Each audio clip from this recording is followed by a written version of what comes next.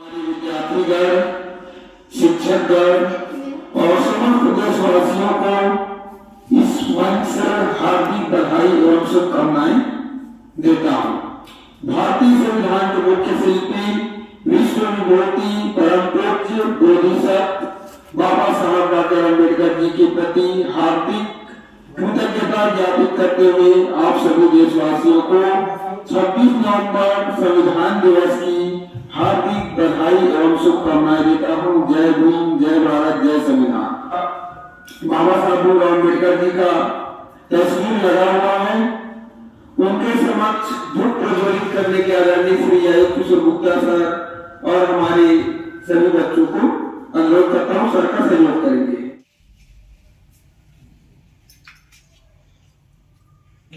खराब वाला तो मेरे बेटा से बेटा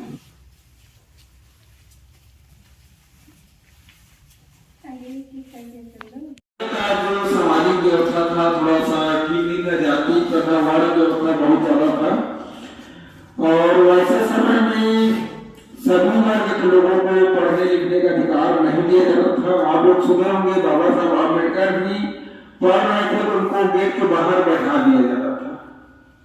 तो इस प्रकार से सामाजिक व्यवस्था ठीक नहीं था। बाबा साहब अम्बेडकर बहुत संघर्ष किए और संघर्ष करने के बाद यहाँ तक पहुंचे और भारत का संविधान जो हमारा लिखित संविधान है और इसके लिए बहुत से देशों का संविधान का उन्होंने अध्ययन किया। संविधान समिति के बहुत सारे लोग थे, लेकिन किसी न किसी कारण से पूरे समय तक साथ नहीं दे पाए और बाबा साहब भी ऐसे व्यक्ति थे जिन्होंने अपना पूरा समय दे करके संविधान का रचना किया। आज मैं संविधान दिवस के बारे में आप सभी को बताना चाहती हूँ। तो वर्ष 11 माह 18 दिन में उन्होंने संविधान बनाया, जो कि 26 नवंबर 1949 को हमारा संविधान बनके तैयार हुआ। संविधान बनाने में सबसे बड़ा हाथ हमारे डॉक्टर भीमराव अंबेडकर जी का बहुत ज्यादा योगदान रहा। इन्होंने ही सबको सिखाया, समझाया और सभी को आगे बढ़ाया, इसलिए इनको हम सत नमन करते हैं। हमारे देश के लिए बहुत कार्य किया इन्होंने। हम इनके लिए कुछ भी नहीं कर पाते हैं, लेकिन हम इनके लिए हम मनन तो कर सकते हैं, इसलिए आज हम इनके लिए मनन करते हैं। भारतीय संविधान 26 जनवरी 1950 को संयुक्त में आया था। यह विश्व का सबसे लंबा संविधान बनाया गया। और अब मैं आदरणीय श्री आयुक्त किशोर गुप्ता सर को मंच पर आमंत्रित करना चाहता हूँ। वे भी संविधान के संबंध में बाबा साहब अम्बेडकर जी के जीवन संघर्ष के बारे में आप सभी को बताएंगे, जिनसे हम सभी को उनके जीवन से प्रेरणा मिले। वे कितना संघर्ष करके कठिन परिस्थितियों में भी यहाँ तक पहुंचे और भारत जैसे विशाल देश का लिखित संविधान लिख पाए। भारत माता की, भारतीय संविधान की, बोले भारतीय संविधान की। आदरणीय विमल कुमार मनहर सर जी, राष्ट्रीय सेवा योजना प्रभारी हायर सेकेंडरी बंदरचुआ और उससे जुड़े समस्त बच्चे, साथ ही साथ छात्र पुलिस कैडेट्स के प्रभारी और उनके बच्चे, भारत स्काउट गाइड से जुड़े हुए सभी बच्चे और उसके प्रभारी और यहाँ उपस्थित सभी प्यारे बच्चे, स्टाफ एवं अन्य। आज का यह दिन ऐतिहासिक है। भारत के संविधान की प्रस्तावना के साथ साथ आज ही के दिन 26 नवंबर 1949 को यह लिखित रूप में तैयार की गई, सर्वविदित है। बाबा साहब अम्बेडकर जी, मैं नमन करता हूँ आज इस पूरे विद्यालय परिवार की ओर से उनको। और विषम सामाजिक परिस्थिति में उन्होंने देश के उत्थान के लिए गरीबों के जाति वर्ग वर्ण भेद से ऊपर उठाने का जो उन्होंने कार्य किया है, भारत के इतिहास में सामाजिक सुधार में उनका नाम सदैव अग्रणी रहेगा। आज इस मंच से बाबा साहब अम्बेडकर को पूरे विद्यालय परिवार की ओर से हम सत सत नमन करते हैं। और इतनी विषम परिस्थिति में, जैसे पूर्व वक्ताओं ने बताया है, विद्यालय से बाहर उन्हें खड़ा कर दी जाती थी, लेकिन भारतवर्ष में आज अगर विभिन्न प्रकार की डिग्री डिप्लोमा की बात की जाए, बाबा साहब के पास अनेक ऐसे डिग्री और डिप्लोमा है और विभिन्न देशों में उनका अलग सम्मान है। साथ ही साथ बहुत ही वो बड़ा शिक्षाविद थे एवं विभिन्न देशों के संविधान के ज्ञाता थे। उन्हीं का यह देन है कि एक सुव्यवस्थित राजेंद्र प्रसाद जी ने बाबा साहब अम्बेडकर को नामित करते हुए उन्हें जिम्मेदारी दी कि भारत का एक लिखित और ठोसपूर्ण एक व्यवस्था होनी चाहिए और उस व्यवस्था को भारत के समस्त नागरिकों को पालन करना चाहिए। उसी व्यवस्था के अंतर्गत लगभग 300 लोगों की टीम का प्रतिनिधित्व करते हुए बाबा साहब अम्बेडकर ने अध्यक्ष के रूप में कार्य किया और लगभग 3 वर्षों में एक लिखित भारतीय संविधान की रचना और विभिन्न क्षेत्रों में किस प्रकार से व्यवस्था की जाए, इसकी उन्होंने बहुत ही सोच समझकर अपने सहयोगियों के साथ में मिल करके और एक लिखित भारतीय संविधान की रचना की। आज पूरे भारतवर्ष में उसी संवैधानिक ढांचे के अंतर्गत न्यायपालिका, कार्यपालिका काम करते हुए हम समस्त नागरिकों को अपने अधिकार के प्रति उत्तरदायित्व को और सुरक्षा को प्रदान करते हुए संवैधानिक मर्यादा में रहने की सीख देती है। जैसा कि आप जानते हैं 1949 में जब यह तैयार हुआ, उसके 2 माह बाद ही 26 जनवरी 1950 को पूरे देश में अधिकृत रूप से इसको लागू कर दी गई। और वही संवैधानिक व्यवस्था के अंतर्गत भारत का प्रत्येक नागरिक उसके प्रति उत्तरदायित्व है। हम सभी का भी उत्तरदायित्व है कि हम संविधान के समस्त मूल नियमों को, अपने अधिकारों को, अपने कर्तव्यों को अवश्य ही समझना चाहिए और संवैधानिक व्यवस्था में रहते हुए संपूर्ण संप्रभुता भारतवर्ष के नवनिर्माण में हमें अपनी योगदान देनी चाहिए। ये हमारा कर्तव्य भी है और प्रदत्त अधिकारों के अंतर्गत हमारे जो अधिकार भारतीय संविधान ने दिया है उसे हमें अंगीकृत करना चाहिए। आइए संविधान के बारे में मैं कुछ शब्दों को यहाँ रखता हूँ ताकि हमारे बच्चे संविधान के मूल को समझें और इस व्यवस्था पर एक अच्छे नागरिक आगे जाकर के बने और इनकी जानकारी स्वयं भी रखें और पूरे समाज में इस बात को प्रसारित भी करें। नियम कानून ही भारतीय संविधान का मूल है और जिसके अंतर्गत हमें एक सुव्यवस्थित सिस्टम की ओर ले जाता है, वही भारतीय संविधान है। जैसे आप जानते हैं 26 जनवरी 1950 को पूर्ण रूप से लागू हुआ और प्रत्येक वर्ष गणतंत्र दिवस के रूप में यह मनाया जाता है। उस संविधान को याद करने के लिए यह दिवस को हम अंगीकृत किए हैं, मनाते हैं। मौलिक अधिकार प्रत्येक भारतीयों को दी गई है भारतीय संविधान के द्वारा। संविधान सभा के समस्त सदस्यों और माननीय अध्यक्ष के द्वारा कि संविधान नामक जो दस्तावेज सरकार की शक्तियों पर अंकुश रखकर एक ऐसा प्रजातांत्रिक व्यवस्था की स्थापना करना है जिसमें सभी व्यक्तियों को कुछ अधिकार दी गई है, जिसमें समानता का अधिकार।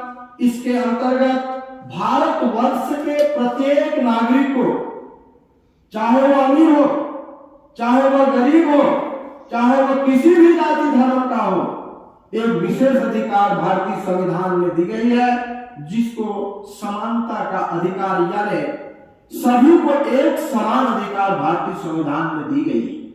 किसी भी प्रकार का जाति वर्ण भेद, अमीर गरीबी इसमें बाध्य नहीं है, अर्थात सभी को एक समान अधिकार भारतीय संविधान में प्रदान की गई है। इसके अतिरिक्त स्वतंत्रता का अधिकार भी भारतीय संविधान के प्रस्तावना में समस्त नागरिकों को प्रदान की गई है। इसके अंतर्गत स्वतंत्रता का जो अर्थ है चिंतन, अभिव्यक्ति और कार्य करने की स्वतंत्रता, अर्थात प्रत्येक व्यक्ति अपने कर्तव्य के प्रति उत्तरदायित्व होगा, लेकिन राष्ट्र हित में काम करेगा। राष्ट्र विरोधी तत्वों को कड़े सजा का भी प्रावधान संविधान में की गई है। इसलिए राष्ट्र सर्वोपरि है और राष्ट्र के समस्त नियमों को जो संविधान प्रदत्त है हमें मानना चाहिए। ऐसे लोगों को जो किसी भी जाति धर्म वर्ण संप्रदाय के राष्ट्र विरोधी जो कार्य करते हैं उन्हें हमें बिल्कुल भी सहन नहीं करना चाहिए, क्योंकि राष्ट्र है, देश है और उसका हित है, तभी हम सुरक्षित हैं। इसके अतिरिक्त प्रत्येक भारतीय अपने विचारों को स्वतंत्रता पूर्वक व्यक्त कर सकता है। इसके मूल में भी संविधान की इस बात का उल्लेख है। शांतिपूर्ण तथा बिना हथियारों के एकत्रित होकर जनसभा भी कर सकता है। साथ ही साथ संस्था या संघ या समूह भी बना सकता है। भारतीय संविधान में प्रत्येक नागरिक को यह अधिकार प्राप्त है। साथ ही साथ स्वतंत्रता पूर्वक भ्रमण कर सकता है, भारत के किसी भी भाग में जा सकता है। कोई भी बाध्यता भाषा का या अन्य प्रकार का, जाति का, वर्ण का नहीं है, अर्थात भारत के किसी भी भाग में रहकर वह निवास कर सकता है, बस सकता है।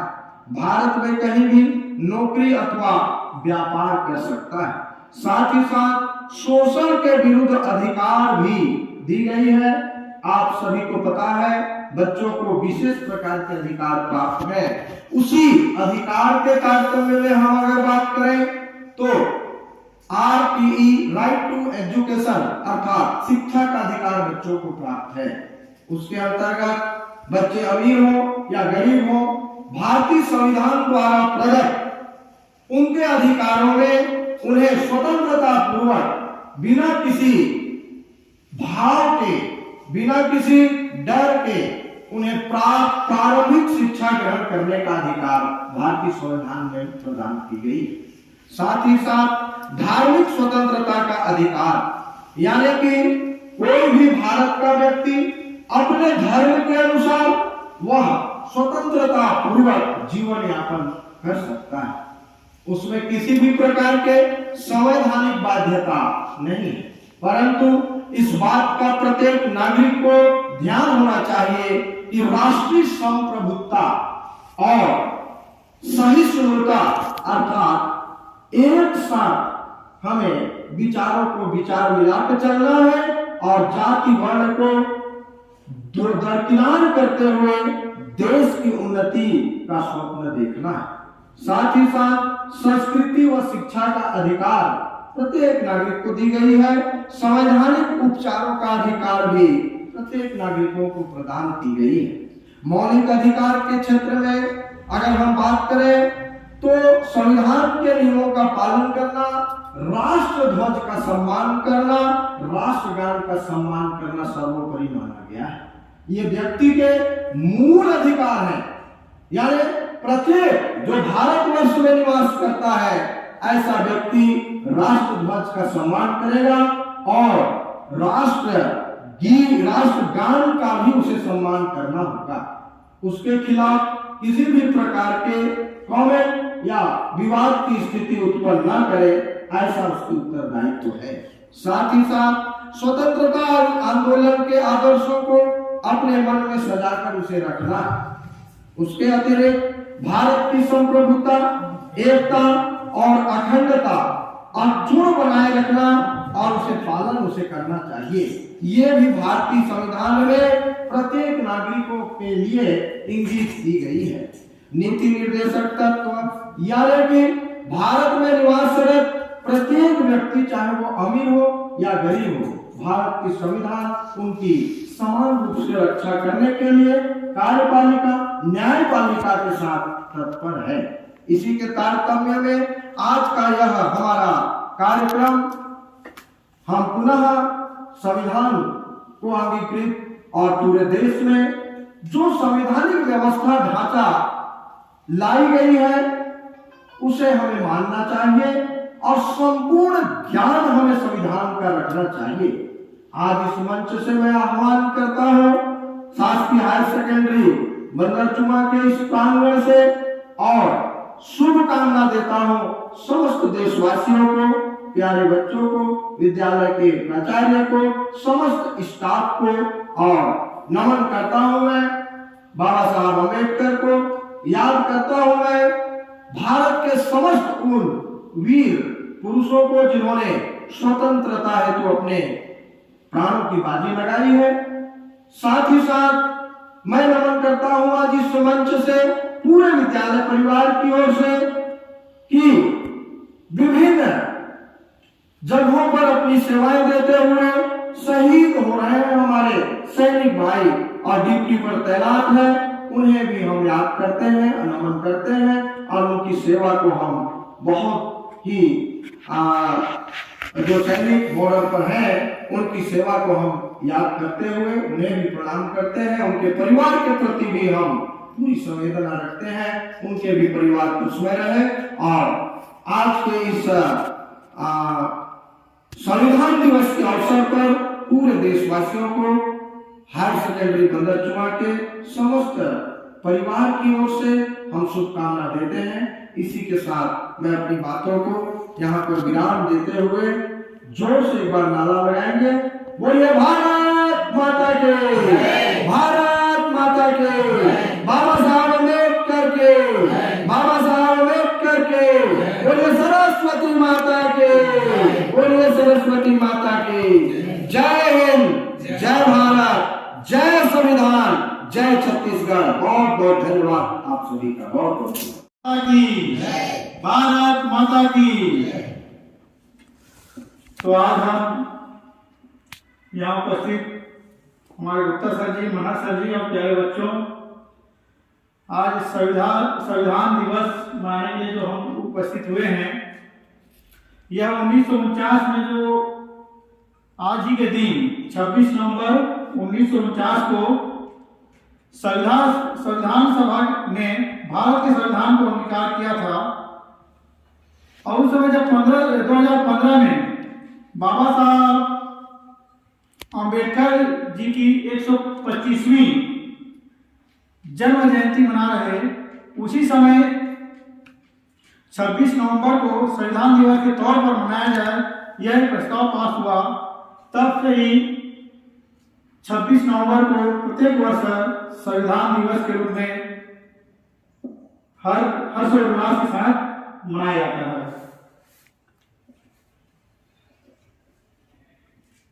संविधान दिवस के बारे में हमारे सर जी ने, मनोहर सर और गुप्ता सर जी बहुत अच्छी बातें बताई हैं।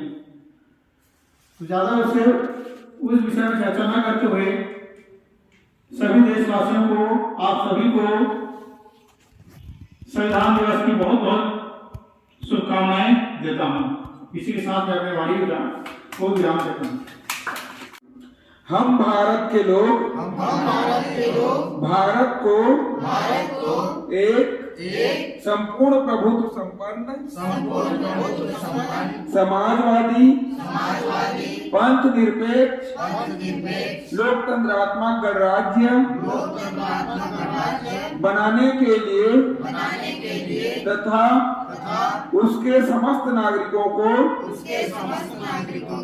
सामाजिक आर्थिक और राजनैतिक न्याय विचार अभिव्यक्ति विश्वास धर्म और उपासना की स्वतंत्रता प्रतिष्ठा और अवसर की समता प्राप्त कराने के लिए तथा उन सब में व्यक्ति की गरिमा और राष्ट्र की एकता और अखंडता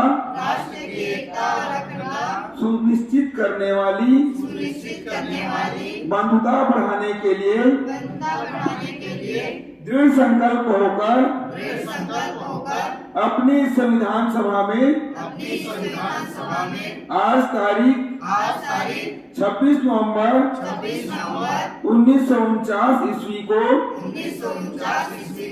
एतत् द्वारा इस संविधान को अंगीकृत अधिनियमित और आत्मार्पित करते हैं। भारत माता की जय।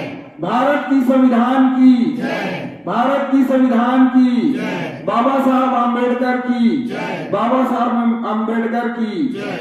छत्तीसगढ़ मातारी की जय। छत्तीसगढ़ मातारी की जय। जय हिंद जय भारत।